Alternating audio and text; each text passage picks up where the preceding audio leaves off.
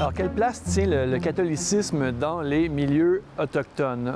Bon, une des statistiques là, proposées par Statistique Canada, c'est que 36 des membres des communautés autochtones s'identifient catholiques. 36 dans le contexte canadien. On peut penser que dans le contexte québécois, c'est plus élevé que ça, mais néanmoins, ça donne déjà un ordre de grandeur. Donc, la présence de l'Église catholique en milieu autochtone, elle demeure importante. Elle demeure présente, cette Église. Il faut comprendre que dans les communautés, les gens qui vont être proches de l'Église catholique, ce sont, et ça peut sembler paradoxal pour certains, ce sont des gens qui, parfois, sont des aînés qui ont vécu les pensionnats. Ils vont rester proches quand même de cet héritage qu'ils ont reçu des pensionnats, il faut le nommer comme ça, et donc vont continuer à aller à l'Église et à vraiment vivre les sacrements et y porter attention. Donc, la présence de l'Église en milieu autochtone, elle reste quand même importante. Évidemment, comme dans le milieu québécois en général, la présence lors des célébrations dominicales, elle diminue aussi. Du côté des jeunes, le rapport à la religion catholique, il est plus distant, hein, comme dans le reste de la société québécoise aussi. Néanmoins, la religion catholique, et puis c'est encore une fois assez similaire à ce qui se passe du côté non-autochtone, l'importance des rituels, des grands moments de célébration. Par exemple, on peut penser au baptême, à la confirmation, on peut penser au mariage, aux funérailles qui sont éminemment importantes dans les communautés autochtones et qui se vivent à l'Église, qui se vivent en communauté, avec la communauté chrétienne. Donc, ça se vit vraiment, c'est très important encore pour eux que ça se vive à l'Église, même si parfois l'Église est trop petite pour accueillir tout le monde, dans le cas, par exemple, de funérailles qui vont souvent s'échelonner sur plusieurs journées en milieu autochtone.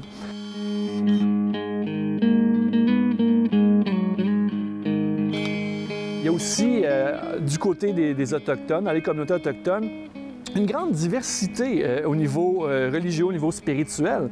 Donc, il y a la présence catholique, mais il y a aussi, par exemple, il va y avoir la présence évangélique. Des courants évangéliques vont être présents aussi dans certaines communautés autochtones. Du côté inuit, entre les Inuits ont été évangélisés par l'Église anglicane. Autre côté autochtone, hein, on le sait, le retour à la spiritualité traditionnelle, aussi aux traditions, est très fort. Hein. Il y a vraiment en ce moment on peut dire une quête identitaire qui se vit dans les différents milieux autochtones. Donc, on va revenir à vraiment une spiritualité. On va tenter de retrouver des éléments de la spiritualité traditionnelle où on va s'inspirer, par exemple, de courants spirituels autochtones qui viennent de l'Ouest canadien et on va intégrer ça au quotidien, dans sa culture, dans sa façon de voir le monde et de vivre. Et aussi, des personnes vont trouver le moyen d'articuler à la fois une spiritualité traditionnelle autochtone et l'héritage catholique. Et pour eux, il n'y a aucune contradiction. Pour eux, ça va se vivre vraiment de manière très naturelle. Hein. Je pense à quelqu'un comme Nicole Obomsawin, entre autres, quand il parle, donc elle est née à Benakis, elle parle de sa façon de vivre son catholicisme et sa spiritualité traditionnelle. Pour elle, il n'y a pas de contradiction. Tout ça se fait dans un même mouvement. C'est très fluide, un seul et même créateur. Donc voilà, portrait assez diversifié. Hein.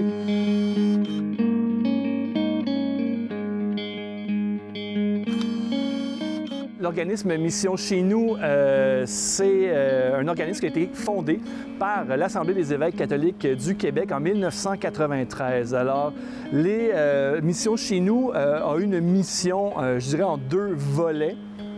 Le principal, soutenir la présence pastorale en milieu autochtone. Alors, Mission Chez Nous va soutenir la présence pastorale en milieu autochtone. Comment?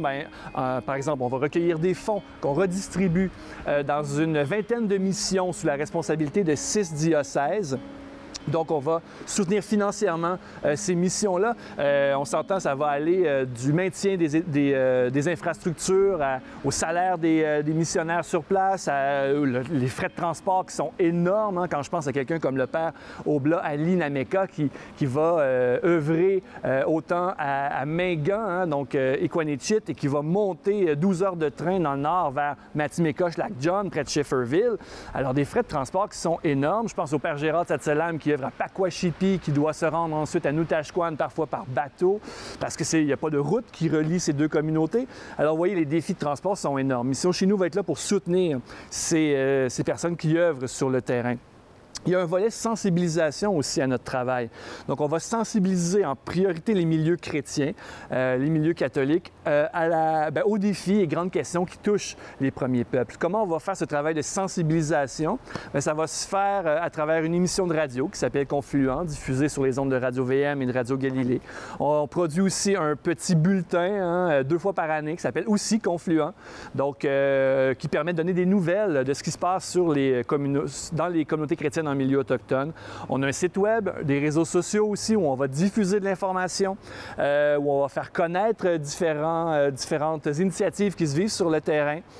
Aussi, on va créer du matériel liturgique adapté pour différentes fêtes. Par exemple, pensons à la mémoire de Sainte Catherine Tekakwitha qui est célébrée le 17 avril.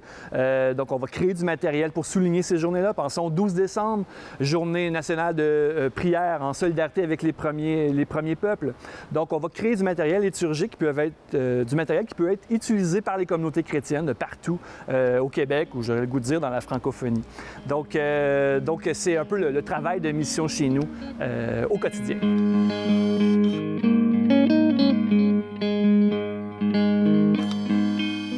En terminant, j'aimerais vous inviter à découvrir la beauté, la manière dont est vécue la foi catholique en milieu autochtone. Comment le faire? Par exemple, on peut se rendre, le meilleur endroit, c'est probablement de se rendre à Sainte-Anne-de-Beaupré, au sanctuaire Sainte-Anne-de-Beaupré, lors de la neuvaine à Sainte-Anne, qui est le 26. Être sur place le 26, cette année, ça risque d'être un peu compliqué. Prier, chanter en différentes langues autochtones. C'est clair, vous allez entendre l'Inuaimun, la Tikamek. Chaque année, des centaines, sinon si ce n'est pas des milliers de personnes autochtones vont converger vers Sainte-Anne-de-Beaupré, étant donné l'importance que Sainte-Anne, la grand-mère, a pour les communautés autochtones.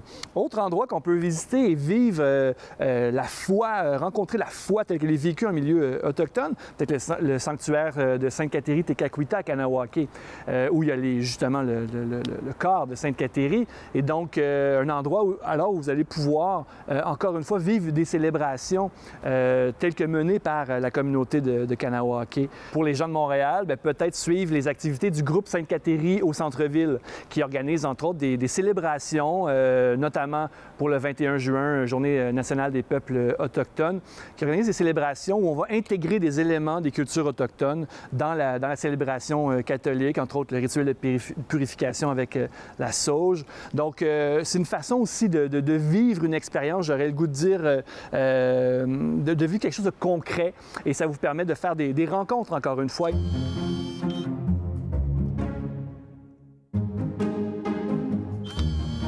Ce qui est intéressant, dans ces moments-là, autant si vous allez à Sainte-Anne-de-Beaupré ou si vous allez au sanctuaire Sainte Catherine Tekakwitha ou encore participer à des rencontres du groupe Sainte Catherine au centre-ville, c'est que là, la foi devient un pont, devient un lieu de rencontre. La foi devient vecteur de relations et ça va vous permettre de développer peut-être, qui sait, des amitiés au fil de vos rencontres. Et la réconciliation, le rapprochement, le dialogue, ça passe par ça, développer des amitiés. Donc la foi peut être un pont